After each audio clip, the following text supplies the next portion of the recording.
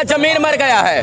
कोई सब अपने बारे में सोच रहे हैं, उनको पता है थाने से हमको घूस आता है और यही कारण है कि वो लोग जो है इसमें बोलना नहीं चाहते।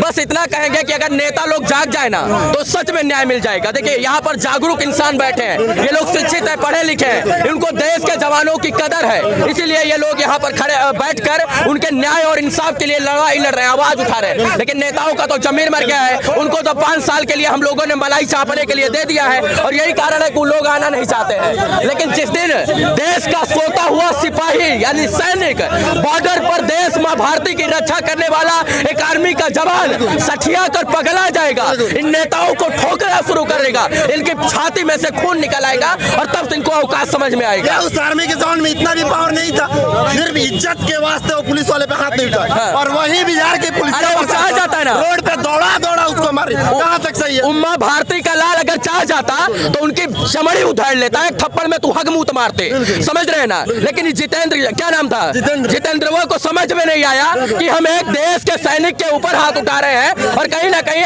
और ये हम लोग अगर जीवित है, हमारी रक्षा हो रही है, हम वर्दी के रूप में अगर इंसानियत की भूमिका निभा रहे हैं तो वो किसी न किसी आर्मी के जवान की वजह से। लेकिन जितेंद्र जी को समझ में नहीं आया, इनको तो थप्पड़ से मारना चाहिए था। वहां पर थाना में बैठे पुलिस बल शासन दरोगा को इतना भी समझ में नहीं आ रहा है कि जो थाना में बैठ के सुरक्षित ढंग से काम कर रहे हैं, वो बॉर्डर पे आर्मी के जवान खड़े, उन्हीं की वजह से सुरक्षित तरीके से बैठ के काम कर पाते हैं। सही बात है, सच बात है कि अगर हम लोग सुरक्षित हैं, नेता से लेकर विधायक, मंत्री, संतरी, डीएम, एसडीएम, एसपी साहब, दरोगा, पुलिस, डीएम, कलेक्टर सब सुरक्षित हैं, तो due to only one reason, army के जवान की वजह से। जिस दिन आर्मी के जवान ने एलओसी पर से मोर्चा छोड़ दिया ना, उस दिन इन लोग का खटिया खड़ा हो जाएगा। और ये लोग तो मुंह से ठाई करता है, इनसे गोली तो चलता नहीं है, इनके मुंह से अपने मुंह से बंदूक दागते हैं, इनके ठाई मुंह से कर लेते हैं, इनको बंदूक चलाने का शऊर नहीं, इनके बंदूक के नली में जंग लग जाता है और ये लोग बस सेना के जवान पर, मैं तो कहता हूँ किसी माफिया के ऊपर हाथ उठाए होते ना,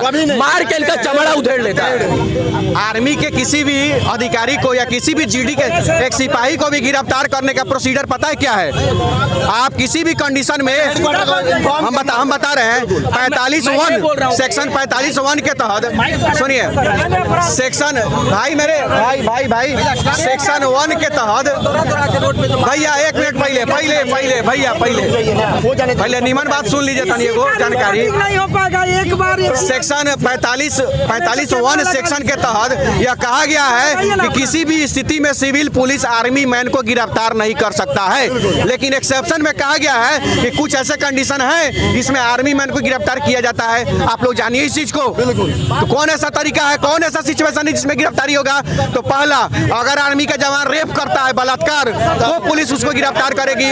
अगर आर्मी का जवान किसी की हत्या करता है तो उसकी गिरफ्तारी होगी, या कि आर्मी का जवान किसी को मारा है और 3 दिन बाद 2 दिन बाद अगर वह मर जाता है तो उस कंडीशन में उसकी गिरफ्तारी होगी। यही 3 स्थिति है जिसमें आर्मी के जवान को गिरफ्तार करते हैं। इसके अलावा किसी भी प्रकार का अगर वह गुनाह करता है तो पुलिसमैन को उसको छूने का भी अधिकार नहीं है। आप उनको पकड़िए, थाना पर ससम्मान बैठाइए, उनके यूनिट को खबर करिए, उनका सीओ आएगा, उनका आज का अलग कोर्ट लगता है और उससे भी अधिक सजा उस जवान को दिया जाता है। इसका मतलब ये नहीं है आप उस नौजवान को, भैया आप अगर ना नियम जानते हैं, कानून जानते हैं, एक धारा है, धारा 353, कोई अगर सवाल पूछ दिया तो धारा 353 लगा दिए, तो भैया हमरी यूं नहीं है कि धारा 353 लगाइएगा तो चुप रहेंगे। अगर आपके पास अधिकार, मैडम आपके पास अधिकार है धारा 353 लगाने का, हम आम आदमी के पास भी अधिकार है धारा 499, 500, 501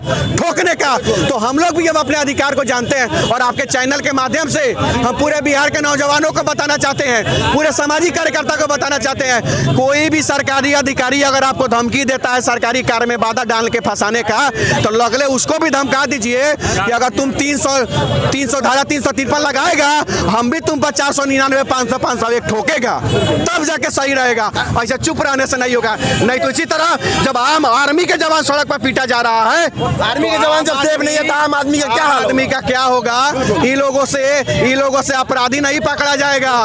बालू माफिया, कौन माफिया? सब होली आने वाली है और नेपाल से तमाम शराब आएगी और मैं ये बात दावे के साथ कर रहा हूँ, इसी मोतिहारी में मैं शराब पकड़ूंगा उसी रक्सौल से। लेकिन वर्दी के रूप में गुंडा जो बैठा है ना, इस शराब माफिया को, शराब तस्कर को नहीं पकड़ पाएगा। ये पकड़ेगा आम आदमी को, आर्मी के जवान को।